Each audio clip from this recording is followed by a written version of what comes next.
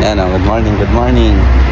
Mga trip, punta kami ng sa may snow daw. Hindi ko namin alam kung saan, pero snow. Hindi nga pare-parehas yung pagkakakuha namin ng video, kaya ginawan ko na lang ng dalawang version para hindi mahirap mag-edit. Again, I would like to thank Sarah of Tevan Tourism for arranging this tour for us. Plants or is it fruits? Everything fruits, vegetables. Except that exotic fruit that you have in your country, we don't digest. This is one and only province that doesn't share any republican border with another countries. It's like surrounded with another regions, provinces. The cable car is 3,000 per person. Zip line is 10,000 per person. Cable car. Cable car. Yeah, no problem. They're going straight there.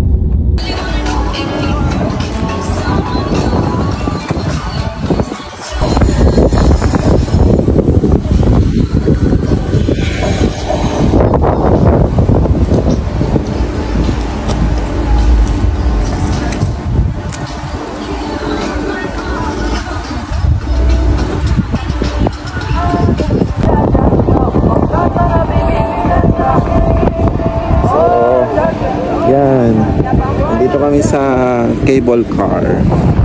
Kaso wala na yung snow. Tayo pupunta dyan? Okay, hindi po.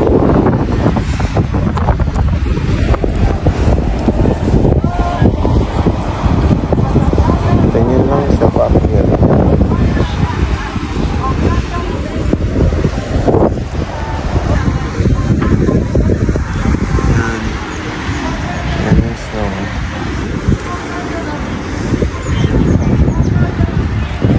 Hindi nga lang natin mahawakan. Hindi namin mapupuntahan. Pero sabi nila before, sa mga nakikita kasi namin dito, may snow, naglalaro sila.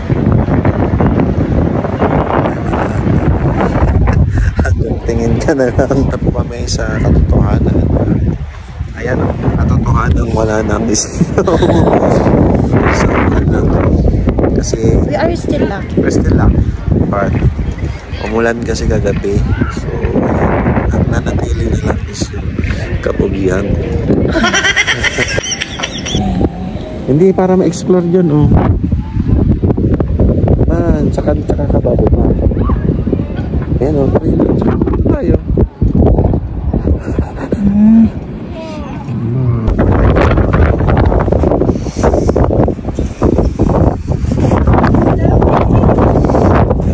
Lamig pa din.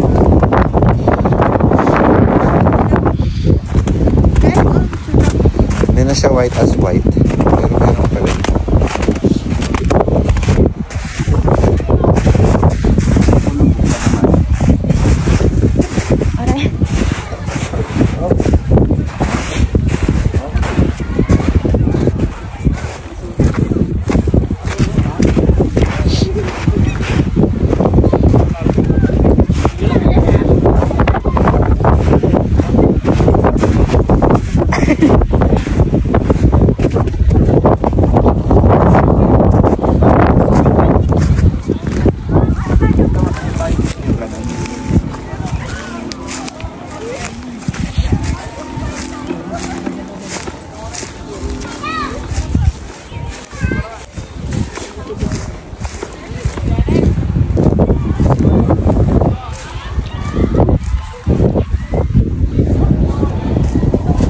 Kita dyan. Ito.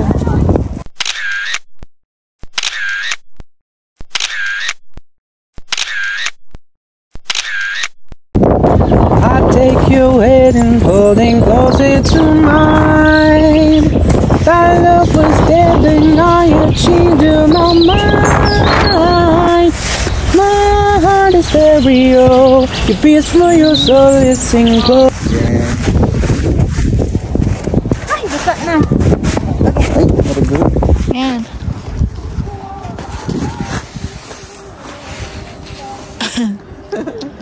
Sige, ganun ka.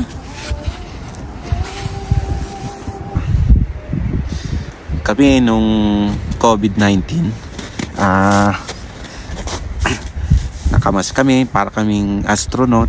Alam mo yun, sundot dito, sundot doon.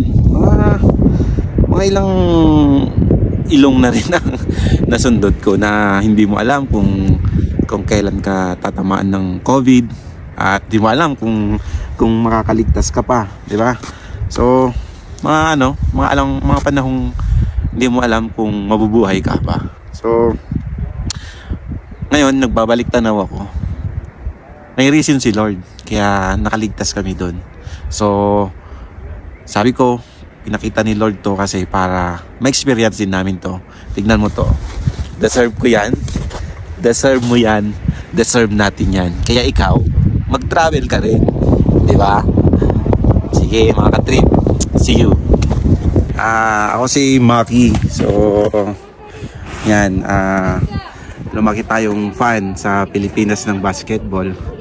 Siguro, nagtataka kayo kung bakit suot ko to. Diba? Sonics. Kung ano nga, wala na nga yun si NBA. Yan. Ewan ko, yung tatay ata ni Gary Payton to. So, kung mapapansin nyo, wala na yan si NBA.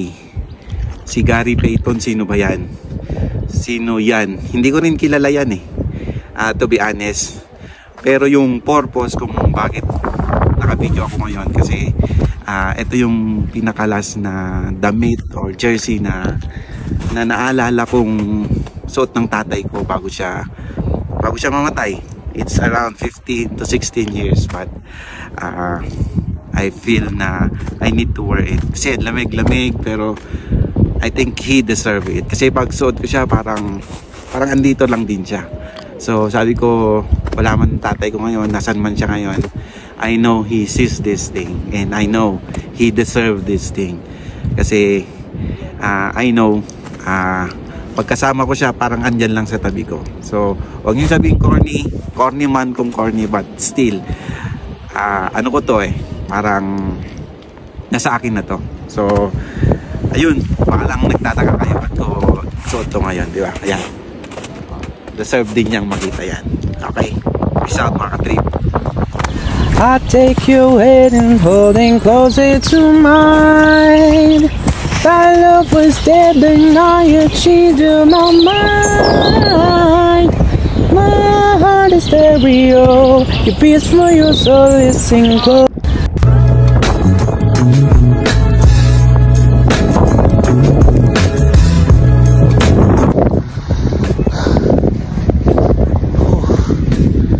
Grabe. Parang ang snow ngayong April, pag gusto mo ng snow, parang buhay yan. Kailangan mo nang maghirap bago marating yung snow. Ayan o, tingnan nyo. Tingnan nyo yung snow, ayan pa. Kailangan mo nang maglakad ng malayo para makarating sa snow. So reality check lang. Huwag mag-expect ng snow pag ganitong April. Okay, what's up? 2 minutes pa may makakit sa taas. Okay, parang snow. Yan yung pinaghirapan namin akyatin. Ayan. Okay, so naglatala kami ng time at pagod bago makapunta dito. Kasi siya doon sa baba, yan doon.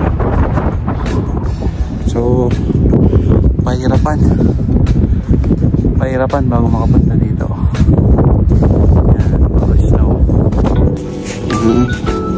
So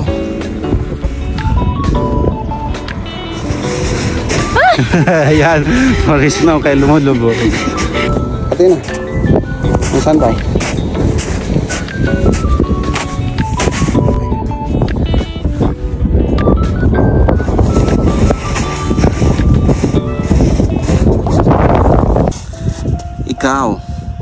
Ikaw na yung kinakausap ko, wala nang iba. Ano yun? Puro na lang ba padala? Puro na lang ba pag nagsabi, Nay, Tay, napadala ko na.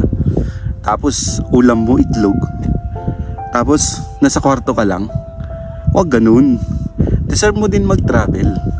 Diba? Tapos para masabi mo na next time, ikaw naman, huwag puro resibo. Huwag puro resibo ang naiipon. Dapat collect the memories. Kasi yung time, hindi mo na yan may babalik. Pero yung pera, mahanap mo yan. So kaya ikaw, next time na magpadala ka, mag-save ka din. Mag-save ka din sa sarili mo. Para masabi mong, deserve ko to. Deserve namin to. Pinaghihirapan ko to. Pinaghihirapan namin to. Deserve namin yan. Diba? Huwag puro ganun. Huwag puro padala. O siya. Bababa na kami at marami pa kami lakad. See you. Bye bye. Yan. Medyo magaan-gaan na ngayon yung pababa. Kasi bababa na siya. Ayan o. Galing tayo doon sa pinakamababa.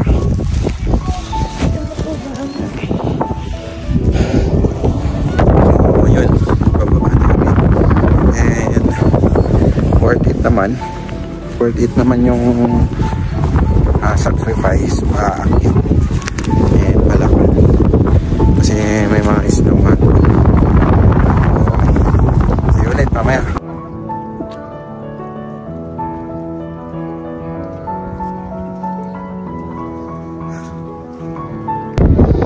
Yan, so dito na tayo, pabalik na kami. Bumaba na po kami.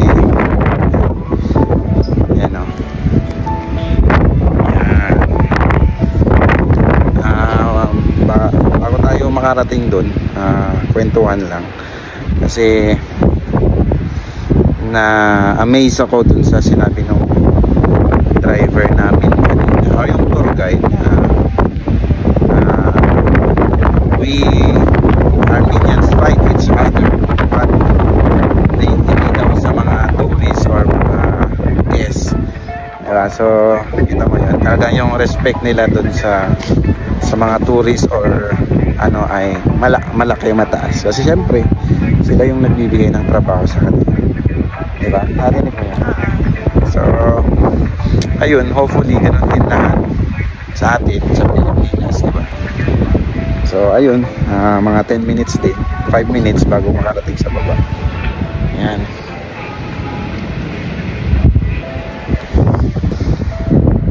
Ayan. Ewan ko kung ano pang pwedeng ikwento, pero habang nandito kami,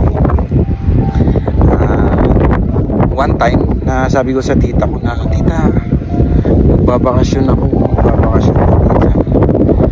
Pero sabi niya sa akin, where are you now? Where are you going? Thailand? Vietnam? Singapore? Sabi ko, no tita, sa Pinas, sa bahay lang. No, sabi niyang ganun sa akin, it's not a vacation. If you want to go vacation, dapat sa ibang bansa. Pero sabi ko naman, hindi tita, home is home, diba? Diba ganun naman tayo, gusto lagi bahay, Pinas. Si Jen gusto Pinas lagi. So ngayon nare-realize namin na tama nga, don't limit yourself lang sa bahay. So gusto nyo travel din, experience nyo din yung mga ganitong bagay, diba? Ayan, halimbawa ngayon, and don't limit yourself. Deserve mo yan. Deserve mo din mag-travel. Deserve mo tong part na to, diba? So yun, salamat, see you again.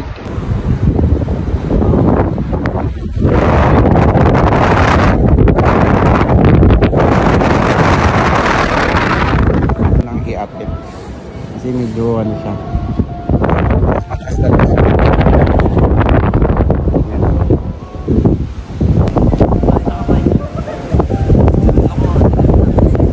Babayan.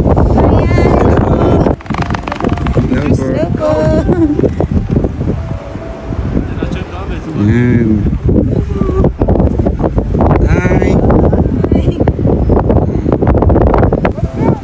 So kung tawag ka sa ano, sa heights, huwag mo nang i-attempt kasi medyo ano siya, mataas talaga siya.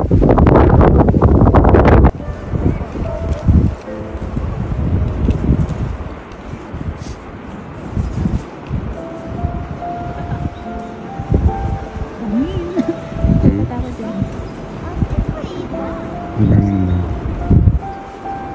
Nakakamula po.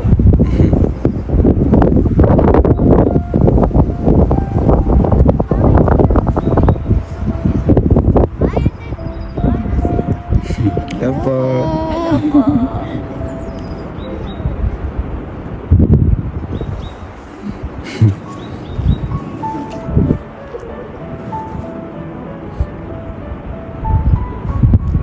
Tahimik na ang mga people kasi pagod na kami kanina sa taas, pero enjoy, sulit naman. Akala ko kanina nadismaya ako eh, pagkababa namin, pagkakita akala ko ganito na lang, brown kahoy. Ilang ulit nga ako kay Jen, nasaan yung snow? Para akong batang medyo nagtampo. Tapos nung nandun na kami sa taas, konti na lang. And then dun pala sa taas, akala namin bawal umakyat. Kaya pag pupunta kayo dito ng April, dun kayo sa pinaka taas na part.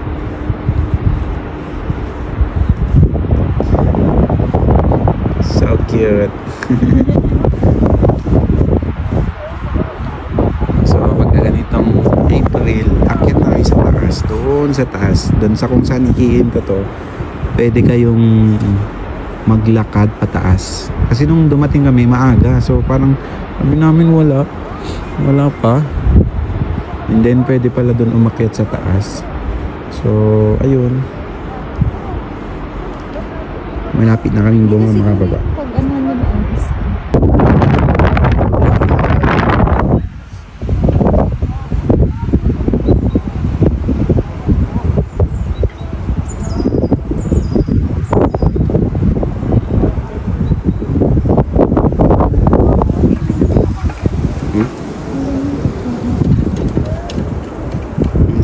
Baka pinauna na.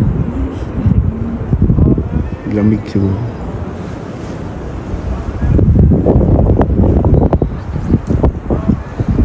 Baka yun masakayin ng isa. So hindi gumagamit.